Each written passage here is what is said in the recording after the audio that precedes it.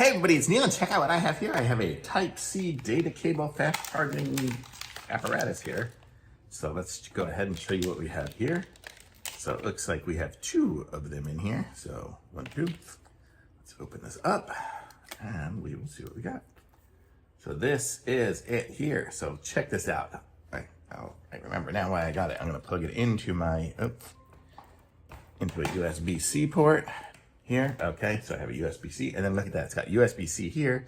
I can plug that into my phone. Let me close up my phone here, and you can see, there we go, charging. And then it has these little feet.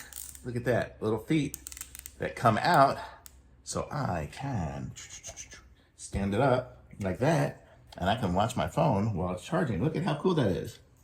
Isn't that sweet? So I can just have it standing up. Or if I wanted to, I could have just that one there down like that and have it that way.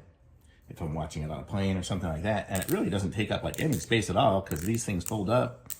And there, it just adds that little strip there, which is even better than those ones that stick straight out. So really cool. Great little idea and nice cable. If you look at it, it's nice and thick.